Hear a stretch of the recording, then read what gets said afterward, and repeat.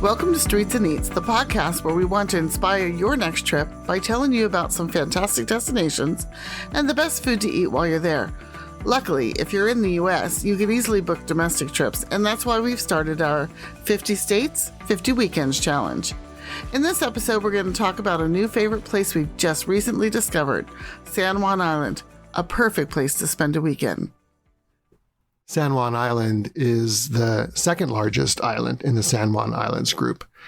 It's off the coast of Washington in this what they call the Salish Sea, which includes all of the islands and the coastlines of like Vancouver Island all the way over to the Washington coast.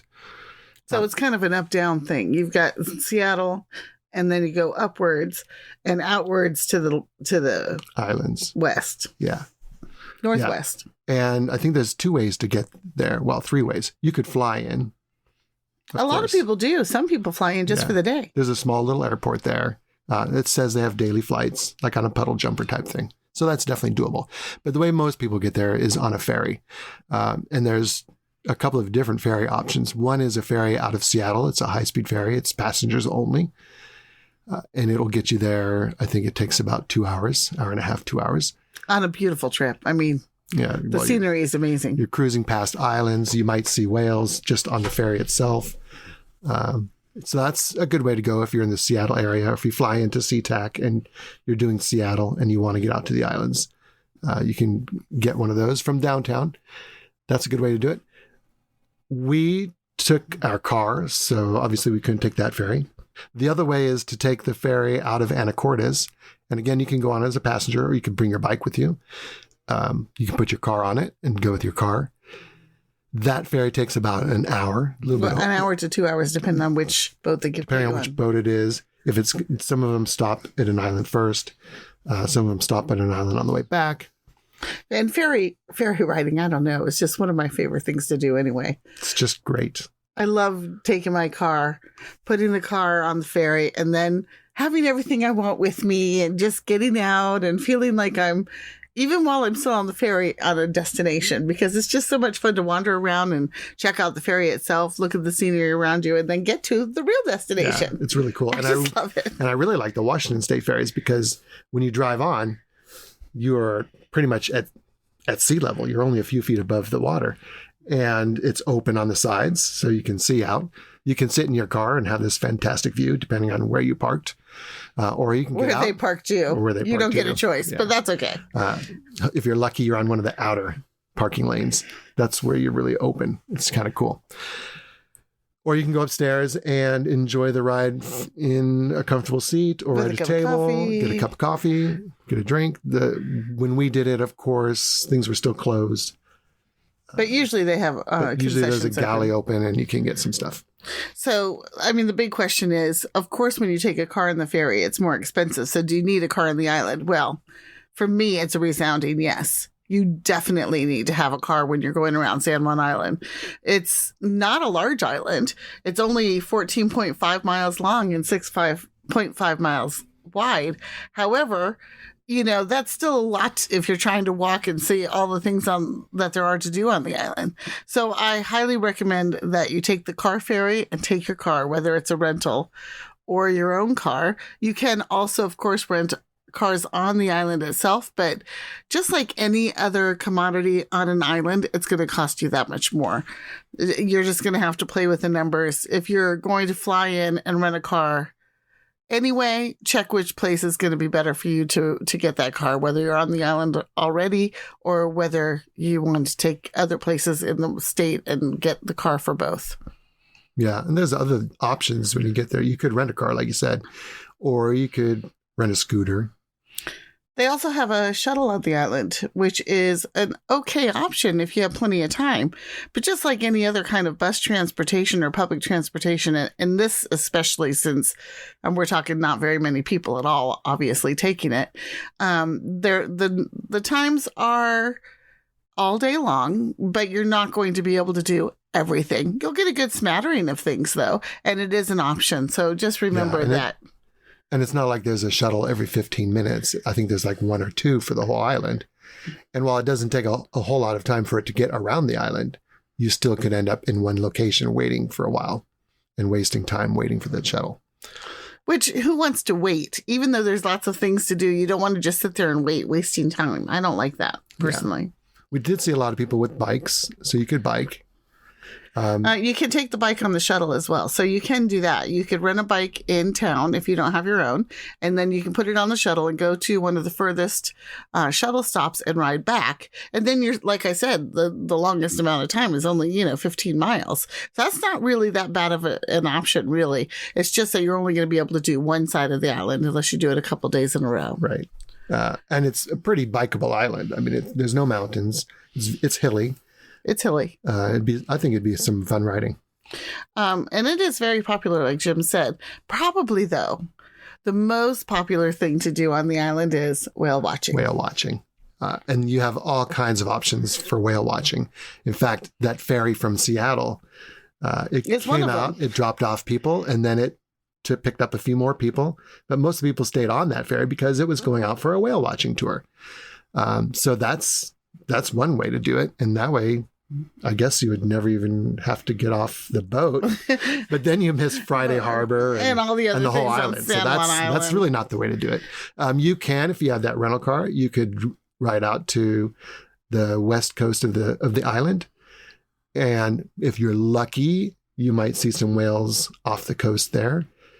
Apparently, they are there. Well, we know they are because on our whale watching tour, which was pretty fabulous.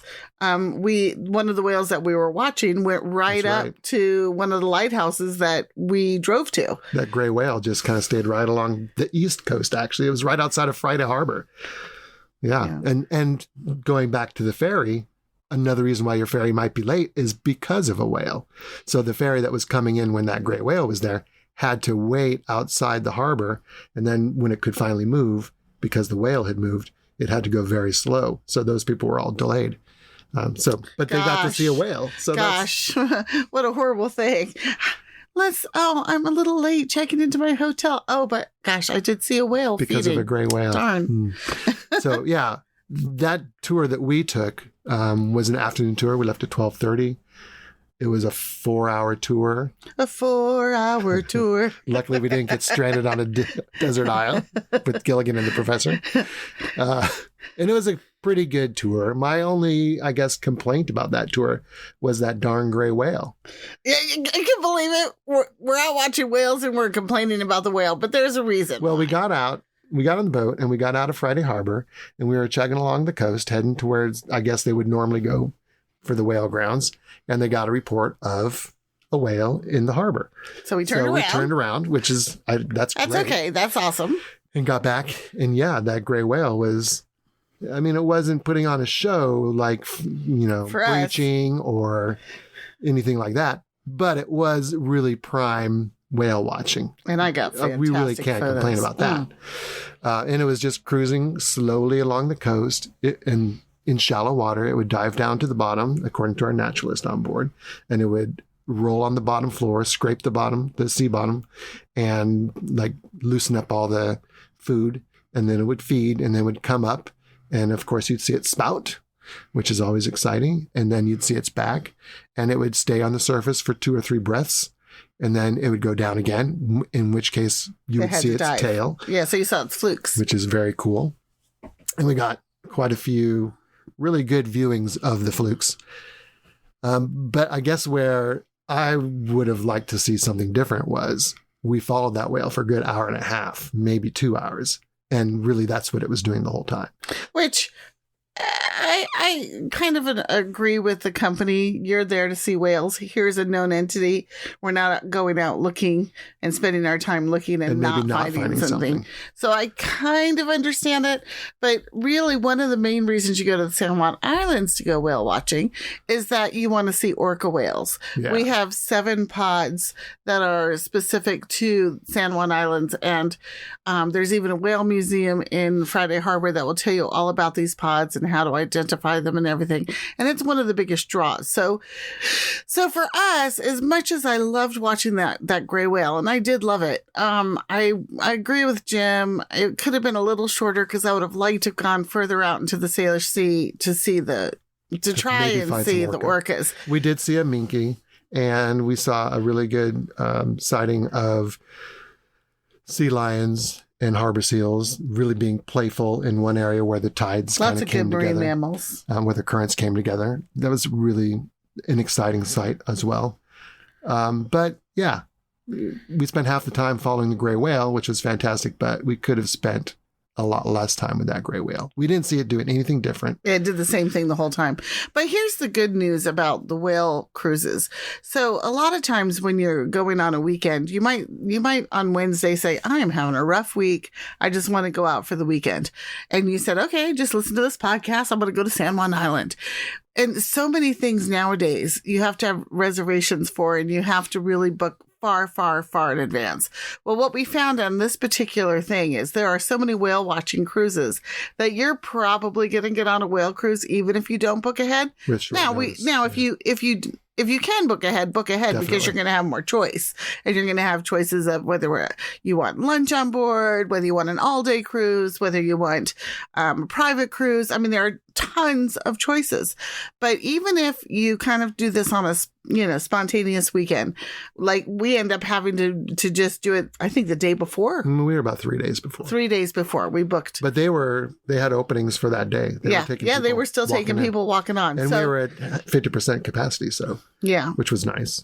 Yeah, I mean, that could change, but it's kind of nice to know that there are still some places that you can go that you don't always need reservations. But that's really only if you're walking on the ferry. And so you're really spontaneous. You can walk on any ferry as a walk-on, I think, with no problem. No problem. But if you're bringing your car, you have to make a reservation. So once you've made that reservation for your car, go ahead and book a reservation for a whale watching tour. That's what you're going there for. And the accommodations. That's right. That is what you're going there for. And if you've got a good enough size group or you've got the money, try to find a good private. There's plenty of them. If we had a private tour for this particular thing, we could have told the person, you know, we appreciate that we saw this whale, but we don't want to spend any more time doing this. We'd like to see if we could do something else. Let's go find some orcas. And if we don't, we're not going to hold you accountable for leaving the gray whale that we told you to leave. All right. So you go to Friday Harbor, you go to San Juan Island to see whales. So don't go and not see whales. Book a tour. And while we were on that tour, we saw some super lucky kayakers. Well, kayaking is probably the number 2 thing to do. What's great about San Juan Island and all, the whole area is that there's so many islands so close together that the waves aren't horrible. So, sometimes when you go sea kayaking, like we did it out of Alaska, let me tell you, some of those waves are pretty rough. You get a little bit off the shore and you're in it. Yeah. And as much as we love doing it, that can get a little scary, especially if you're a first timer. So a lot of first time kayakers do go to the islands because it is such a beautiful and yet easygoing place to learn how to kayak. And again, just like the whale watching tours, there are tons of people that will take you out. You can go on anything from just a few hour tour where they're, they take care of you no matter what tour you're on. But you can go up to like 2 weeks. That's a little bit much for me, perhaps. But I mean, if you're that fit and that keen to do it, you can go out for 2 weeks and spend the night on a different island in a different place and camp. And I mean, it does sound romantic, doesn't it? But the kayakers were everywhere. And on our whale tour, this gray whale, like we said, was sticking straight to shore. And I've got a ton of photos of kayakers just right there as the whale's coming up. I mean, how amazing is that? But if you have ever thought about sea kayaking or want to go, again, this is a good place to try it. I highly, highly recommend it. Well, you don't have to, though. You don't have to go kayaking, and you could bring your own, of course. But I think it's like $4 on the ferry to bring your kayak. Yeah, I think that's right. If it's on top of your car, do they still charge you? I'm not sure of all the rules. They'll let you know. They have the website's pretty good at breaking down the charges. Yeah, it is. The only thing I wasn't prepared to do was bring my RV. Yeah. But even though there is good camping for tents, there's not really camping for RVs. Well, there's 8 spots on the island. 8 spots at the county fairgrounds, I think. Yeah, it's not great. That's not really good camping, I don't think. But one of the places we saw the kayaks putting in was the San Juan County Park on the west coast. It's in the nature preserve area. Which was beautiful. And it was a beautiful campground. Like we went there all the time just because it was so pretty to hang out Every there. time we drove down the West Valley Road, we drove through that park. It's just a beautiful park. I would camp there with a tent for sure. Or a small, a pop-up or something. Yeah. Something like that. It's also a good place to go to base for hiking, or like we said, if you bring your bikes, it's a good base for your bikes. So really, besides kayaking, and whale watching, most people are going to the island for the hiking, the biking, or the beach. That's what you do there. There are some sights. Some stunning beaches. We're not talking, umbrella in the sand, waves rolling in, catching some sun. You might catch some good sun, but it's more like if you've been to the Pacific Northwest, you know what a Northwest beach looks like. It's pebbly, driftwood and pebbles. I think it's super cool. It's my favorite kind of beach. You can swim when the weather's right. I didn't see any surfing. I don't think there's really surfing there. You could certainly windsurf. That one day it was so windy, I would not want to be on a kayak, but maybe a windsurfer would. And you would need a wetsuit. Yeah, you would. Like we mentioned earlier, the biking is spectacular. I think that there's hardly any traffic. There's not biking trails per se for road bikes. There are some trails for mountain biking that are really good. But the hiking itself is just stupendous. You're walking through old growth forest that opens up into these beautiful open meadows where you'll probably see a deer. There's so many deer on that island. You might see a fox. You might see a fox or 3. We saw plenty of fox while we were there. The eagles are flying overhead. It's just really beautiful hiking. And the weather's perfect for it too, because the weather in San Juan Islands, as in the Pacific Northwest in general, I mean, it never gets too cold. There's not very much snow.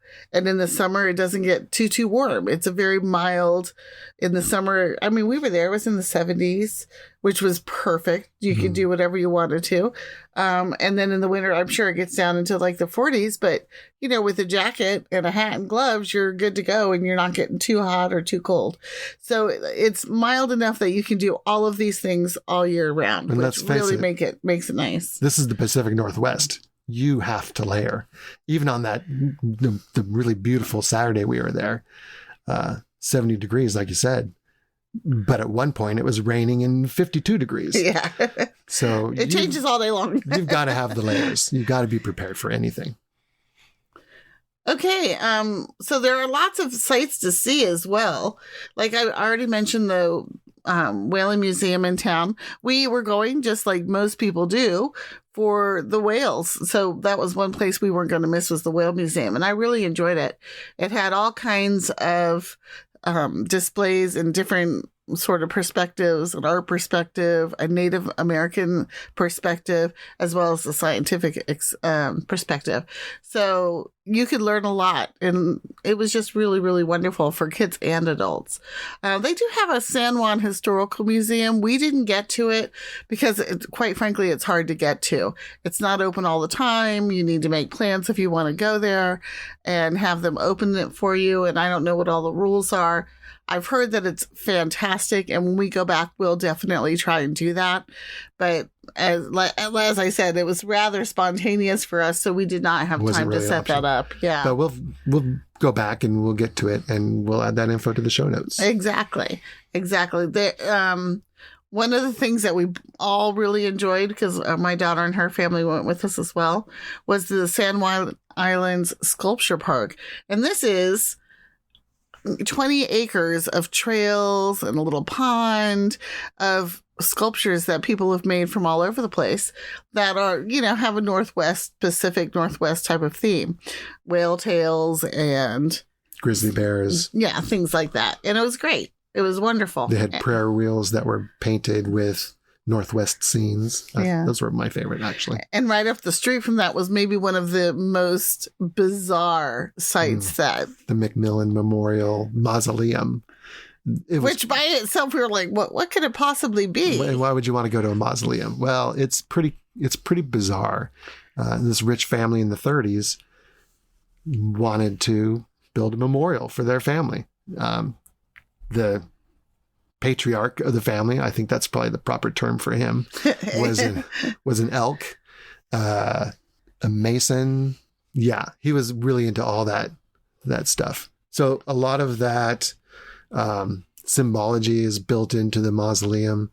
And it's not, when I heard mausoleum, I guess I didn't really... I thought of a building. I didn't expect the right thing. I was thinking like what you would see, a crypt type thing in a European cemetery with just the building, like you said, and then drawers or whatever. You might be able to see inside where the shelves and the places for urns and stuff are. But it's just an open... This is a Game of Thrones sort of throwback, except that it was well before Game of Thrones that it was built. And it's a bunch of like circular arches, and in the middle is a round table with 4 chairs around it. Massive stone table. And you can just picture knights with their swords laying on the table. Skeletons. And what's really kind of freaky about it is the ashes are inside the seats of the cement chairs. It's just different. And it's off by itself in the middle of these eerie woods. You do walk through a cemetery for a little bit to get to it, but it's well past the cemetery. And there's just nothing else around. It's like on kind of the top of a hill, surrounded by the tall fir trees that are everywhere on the island. And in good Northwest Pacific fashion, it was a drizzly morning. Yeah. And that sort of led to... Little wisps of fog coming in and out. It was perfect. Don't step on the banana slugs while you're walking. I almost stepped on one. And then it's also home, San Juan Island is also home to one of the most quirky, I guess, is another national park that is just sort of different. It's because of a historical event that happened in the late 1800s where the island hadn't really been claimed officially by any sovereign nation. So the British thought they owned it, and of course the Americans thought they owned it. And what happened was they had both sets of soldiers on the island at the same time. They both had set up camps. They had both set up camps. And this cheeky American shoots one of the British pigs that belonged to the British. And this almost started a full-out war. Well, they started building up troops. It was really getting kind of crazy until cooler heads prevailed. Well, the president got involved, and he had to assign someone to come in and mediate. And so he did. And they ended up signing a treaty that said, until it is completely set in stone who owns it, they would both live peacefully on the island, which it took 12 years for them to come up with who was going to own the island. So for 12 years, you had a British camp, an English camp, and an American camp. And so you can still see the vestiges of those camps. And what's great about them is they're on this gorgeous island. So one's on one side, one's on the other, and they have the old barracks and things like that. But they also have beaches and walking trails. I mean, for a national park, it's one of those things that's got it all. And the lighthouse, pretty darn cool. The lighthouse at Cattle Point is in the American camp area, and one of the nicest beaches I think is there too. Yeah, Well, there were a few. They have a few beaches in the American camp, but the one that Jim is talking about, I think, is South Beach. Yeah. And what's great about South Beach is it's so long. It's I don't even know how long it is, but you can walk for a good long time amongst the debris, flotsam and jetsam, and just have a grand old time. We were out there for a few hours, and we just really loved it. But there's a lot of places like that on the island. There's Lime Kiln State Park. It also has, they all have beaches. They all have hiking trails. Lime Kiln has another lighthouse, Cattle Point Lighthouse, of course. And just there's things like that to do all over the island that you won't get tired of There's doing. a lot of shopping in Friday Harbor, some really cool artwork. And outside of Friday Harbor, well, there's the distillery that we visited. That was fun. The San Juan Distillery, I think it's called. And San Juan Island Distillery. San Juan Island Distillery, ran by a couple that just really produced this artisanal gin and brandy. You bought the rhubarb brandy, I believe. Oh my gosh, it's so delicious. good. And I bought a Salish Sea gin, which is also really, really fantastic. But there's a potter on the island. There's an alpaca farm on the island. There's a lavender farm on the island. Those alpaca are cute. Those alpaca are super cute. And of course, there's lots of artists. This type of community, it always draws in the people that are artsy and independent. So you can always find lots of really cool things to buy. Beautiful artwork. And after you've seen the sights and you've gone shopping, it's time to eat. There's a lot of really good food on the island. Starting with breakfast, you get off the ferry and you're hungry. If you took the early ferry, which I suggest you do, take the 6:30 ferry. 6:30, yeah, out of Anacortes. Gets in around 7:30, 7:35.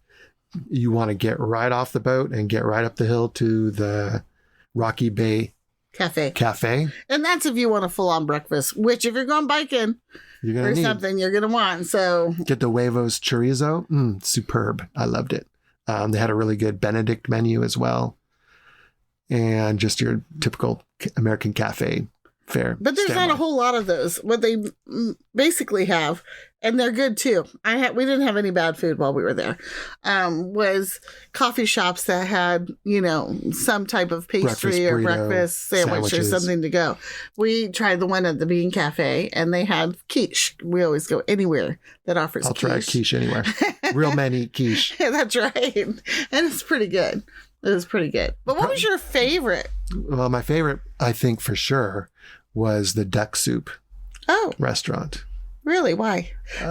Well, first of all, the story itself is just, as far as restaurant stories go, it's not the best, but it's really so fitting for the island. There you go. Here's this island in the middle of the Salish Sea, halfway between Washington and Vancouver Island, when it started in the 70s, I'm sure it was, you had your outdoorsy people going with their kayaks and fishing, and of course still whale watching at that point. But the amount of tourism back then could not have been very much. It's still not that much today, really, compared to it really isn't. But the founders of this restaurant, Duck Soup, decided, we really want to open up a restaurant that focuses on local produce, local cuisine, local fare, farm to table as much as they could. They source everything directly and just make really delicious food. They built the restaurant purposefully for the restaurant. It's got a beautiful dining, all like hardwood interior. It's on a lake, a little pond. Overlooking a pond in the woods. It's not in town. It's not on the beach. You have to either take that shuttle or an Uber or a Lyft or the one taxi that's on the island or drive to it. You definitely need reservations. But yeah, the food was just fantastic. We had the foie gras. It was probably the largest serving of foie gras I've ever seen, with a delicious sauce on it. The lamb was stupendous, melt in your mouth, flavorful, everything you want. I always like it when you order lamb and they ask, how do you want it? Well, first of all, that kind of takes me back a little bit. Like, you really shouldn't be asking me how I want my lamb, because there's only one way to cook it. And every chef knows that. But they have to, because some people don't like medium rare. So then when you say, well, medium rare, they say, well, that's the chef. They tell you, well, that's the chef's preference. That tells me that chef knows how to cook lamb. So that's important. I agree. And so everybody at the table, like I said, my daughter's family was with us, and we each had a 3-course meal, and we loved every minute of it. Although I'm here to tell you, those desserts, they really topped it off. That Earl Grey creme brulee was delicious. And the tres leches cake. And the tres leches cake was really delicious. Which, I mean, how can you go wrong with the tres leches cake? Yeah. I love it. Well, I think I had 2 favorites. I had a lunch favorite and actually we ate lunch. I guess both my lunch favorites were my favorites. One was the bakery, San Juan Bakery, and it's only open Monday through Friday. So luckily we found out about it and we jostled over there as quickly as we could because we arrived on a Friday and we left on Sunday. We wanted to make a 3-dayer out of it. And otherwise we wouldn't have been able to try it. Yeah. But this bakery was outstanding. They made their own sandwiches and they also made cakes, their own pastries, pizzas, bread. And then of course, all the baked goods. We had the pizzas. And they were they were fabulous. They were so delicious. We had mushroom and cheeses, and it was really, really good. And we're just happy that we got to go. So if you're going to add a day, try and add a Monday or Friday on there so you can go to the bakery. Yeah, but the other one was the last place, and that was the first place we ate. And the last place we ate was at the Westcott Bay Shellfish Company. Oh, now. Right. Which was, oysters. Oysters farmed right there in the bay. So you're sitting outside and your view is of the oyster you're 50 bags. feet from the oyster beds. It was fantastic. And it's such a popular place. We didn't know this prior to going in, but it's such a popular place that while we were there, a table of chefs were right next to us because that's where you're going to go to eat if you're a chef. Including one famous TV chef. Yeah, it was great. And so, of course, you eat oysters. Right. That's what you do while you're there. Oysters, and they have some good clam stuff and everything else. But and you can get the oysters cooked. They had a grill set up where they were doing grilled oysters and baked oysters. And they nicely showed you how to shuck an oyster. So if you decided you wanted to shuck your own oysters, it was about half the price of having them shuck them. So you can eat twice as many oysters. Half the price and twice the fun. I mean, that was awesome. So that was probably my other favorite. They were both delicious. Another standout for me was the Cask and Schooner. I really loved the pub feel of the place. It was a good atmosphere. They definitely, I think they picked that up and ran with it. Some of the food, I think, left a little bit to be desired, but the poutine was incredible. The poutine was incredible. Cheese curds. And we didn't try gravy, some of the seafood French things, fries. which maybe we should have done. Yeah. Yeah, maybe. Lots of good beer choices, even some cask beer, which was really nice. Where would you stay when you're on the island? What we did was we stayed at a small hotel because, like I said, it was sort of last minute. So we didn't have a whole lot of choice as far as where we would go. But they have tons of Airbnbs. They have some camping options, and they have some great resorts. They had the Roach Island Snug Harbor Resort, the Roach Island Resort. I really like the Snug Harbor. We drove through that one. Just these beautiful little cabins close to a small little harbor. Mitchell Bay. So you would get seals in and out of the bay. Maybe even an orca pod would come through. I guess that's possible. Yeah. But more just the boats and being right there on the rocky shore, I think, was its draw. Yeah. So there are a lot of places to stay. Everything from budget, which is probably a little tough on budgeters, actually, because I don't think you can stay there for less than maybe $100 a night, even in the hostel, which the hostel was nice and clean and everything, but still. And then they had lots of different hotel choices and resort choices, but of course the prices go up. They did have some bread and breakfasts, and they also, like I said, you can go camping. There were a lot of people camping, and you just know that it might be misty rainy on you a little bit of the time. That's okay too, though. Well, overall, we had such an amazing time, and we're planning on returning. If you'd like to spend some time on San Juan Island, check out our website, rovingvales.com, and you'll find we added some suggested itineraries for your trip. We like to make it easy for you to just book and go. Thanks for joining us at Streets and Eats, where we want to encourage you to savor the adventure. We'd love for you to leave a review on whichever platform you're using to listen to this podcast. It really helps us out. Ciao for now.